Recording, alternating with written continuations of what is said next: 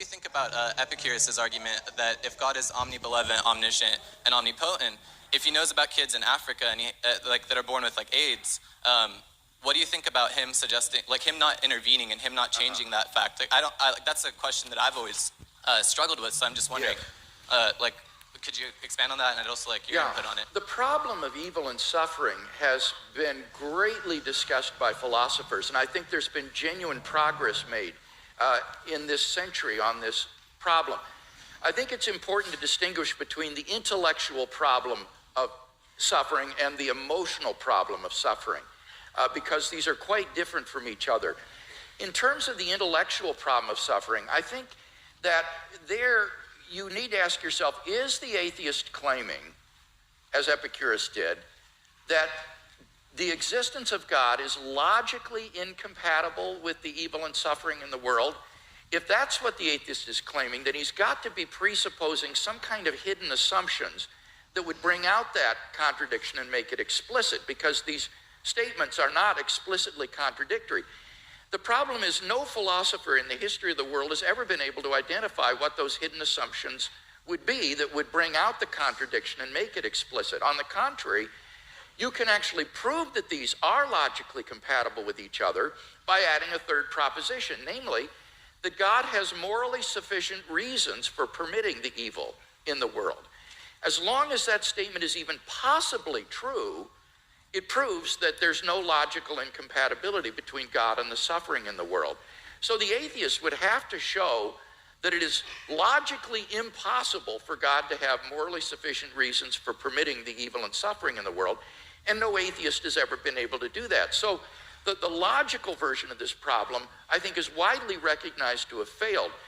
Those atheists who still press the problem, therefore press it as a probabilistic argument. They try to say that given the evil in the world, it's improbable that God exists. Not impossible, but improbable.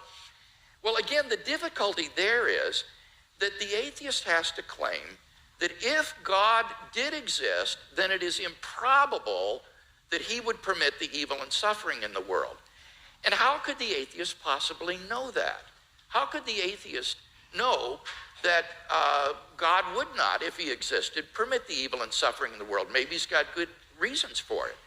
Maybe, like in Christian theism, God's purpose for human history is to bring the maximum number of people freely into his kingdom to find salvation and eternal life. And how do we know that that wouldn't require a world that is simply suffused with natural and moral suffering? It might be that only in a world like that, the maximal number of people would freely come to know God and find salvation. So the atheist would have to show that there is a possible world that's feasible for God, which God could have created, that would have just as much salvation and eternal life and knowledge of God as the actual world, but with less suffering. And how could the atheist prove such a thing? It's sheer speculation. So the problem is that as an argument, the problem of evil makes probability judgments which are very, very ambitious and which we are simply not in a position to make with any kind of confidence. Now, I recognize that that philosophical response to the question doesn't deal with the emotional problem of evil. And I think for most people, this isn't really a philosophical problem. It's an emotional problem. They just don't like a God who would permit suffering and pain in the world. And so they turn their backs on him.